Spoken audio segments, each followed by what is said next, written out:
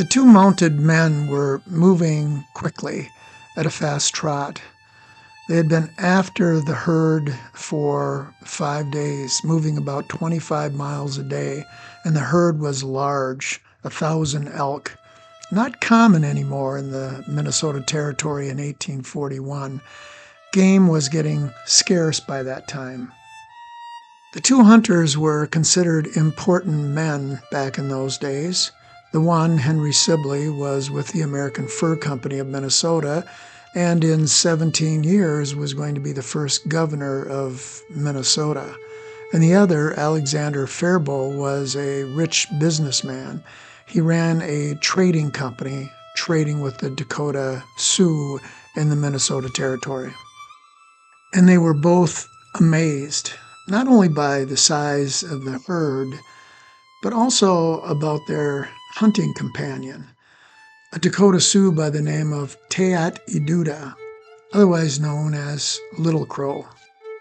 You see, Little Crow was not using a horse for this hunt. He was on foot.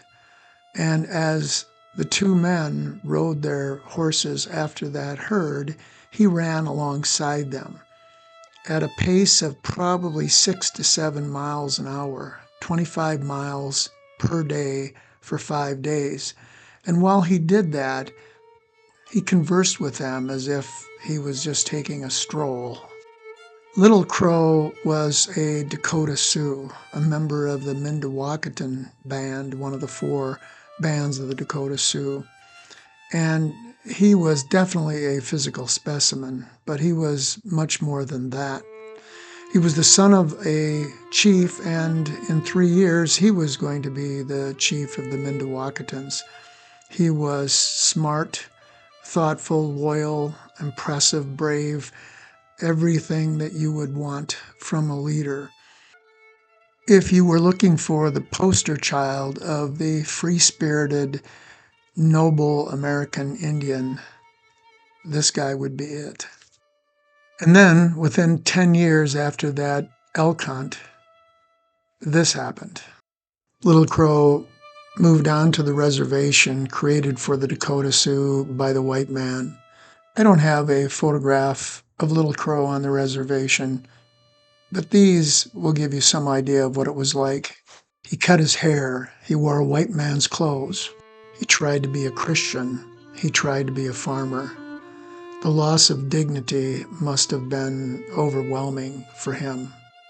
Later, we'll talk about the fact that Little Crow reluctantly agreed to lead his people in a war against the whites, the Dakota War of 1862.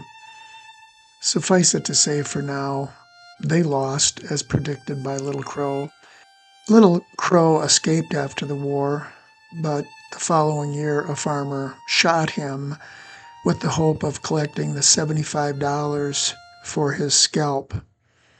His body was taken to a small town, Hutchinson, Minnesota, thrown on Main Street, and over the 4th of July, boys would put firecrackers in his nose and his ears and his mouth to mutilate his corpse. Later, his body was thrown in the city dump, where it laid undisturbed until somebody came along and severed his head. That great leader, that proud warrior in the city dump. And as it turns out, once they discovered that the Indian who was laying in the street in Hutchinson was Little Crow, the farmer received a check from the state in the amount of $500 as a reward, which is the equivalent of $12,000 in today's dollars. Unlike Little Crow, Inkpatuta made virtually no effort to assimilate into the white culture.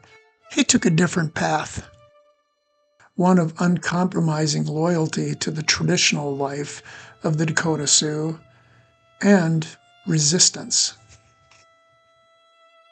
In order to understand Inkpatuta's journey, I think we have to examine what it was that brought Little Crow to the misery of a reservation and Inkpatuta to the misery of being a renegade in a world falling apart beneath his feet.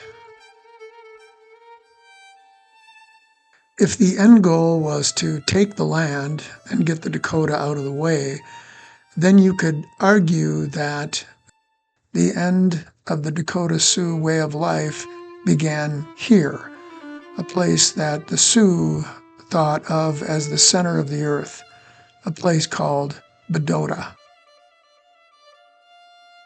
Right now I'm standing in the center of the earth, according to the Dakota Sioux. That's the belief that they had. I'm at the confluence of the Mississippi River there, and behind me over here is the Minnesota River. This was sacred land for the Dakota Sioux. It was the place where the Sioux were born, their place of origin, right here. The boat must have created quite a commotion on shore. Women and children and men running to the shoreline to watch it approach their sacred land of Badota. It was coming from the south on the Mississippi, and it was heading northbound. And it was a boat like this, a 70-foot keel boat. The year was 1805, 10 years before Inkpaduta was born. And the Dakota Sioux were used to dealing with whites. They traded with the British up until now. But this boat was full of American soldiers, 20 of them, led by a young lieutenant by the name of Zebulon Pike, who was described as a slim, blue-eyed, pompous young man. Lieutenant Pike was in the Minnesota Territory on a specific mission. In 1803, the United States had purchased a significant amount of property as a result of the Louisiana Purchase. Lieutenant Pike was ordered to do a number of things: sail up the Mississippi from St. Louis and find the source of the Mississippi River, chase out the British traders and make sure that the Dakota Sioux knew that they would be trading with the Americans from now on, and finally find a good location for a fort. And so on September 23, 1805, Lieutenant Pike purchased 2 tracts of land, each 9 miles wide and 9 miles long, for a total of about 100,000 acres from the Dakota Sioux in what was known as the Treaty of St. Peter's. He met with 150 or so Dakota Sioux at Badota and managed to find 2 of the chiefs who were willing to put their X on that treaty. Lieutenant Pike did not fill out the amount of the purchase price on the treaty. Instead, he gave the Dakota Sioux $200 worth of trade goods and told them it was likely they would receive $200,000 more for the land.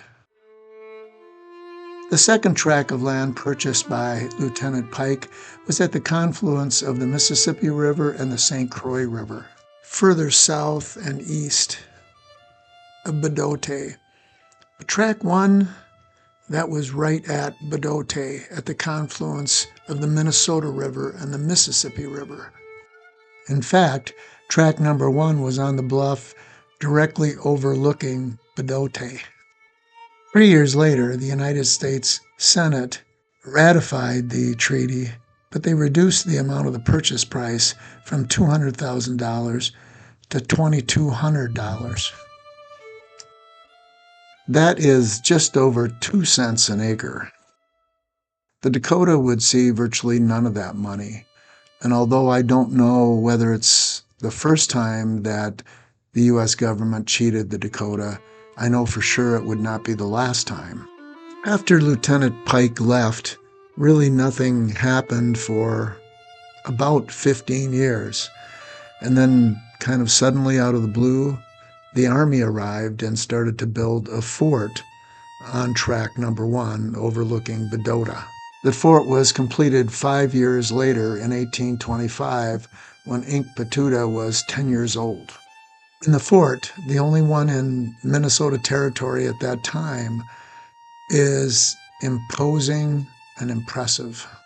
The original purpose of the fort was to protect the fur trade, And therefore, at first, it was beneficial to both the government and the Dakota Sioux. In fact, at that time, the Army would not permit settlers to enter Minnesota for fear that an influx of white settlers would hurt the fur trade business. And business was good. The people in Europe, they loved to wear that fur. That is, until they decided they would rather wear silk than fur. And then the fur market back in America, that tanked. And by 1850, that imposing fort on the bluff overlooking Bedote, the Dakota's center of the earth, not only was it allowing settlers to enter Minnesota, but it was now protecting them. Between 1850 and 1857, the population of whites in the territory of Minnesota went from 6,077 to over 150,000. And the Dakota Sioux, they were in the way, including Dakota Sioux like Little Crow and Inkpaduta.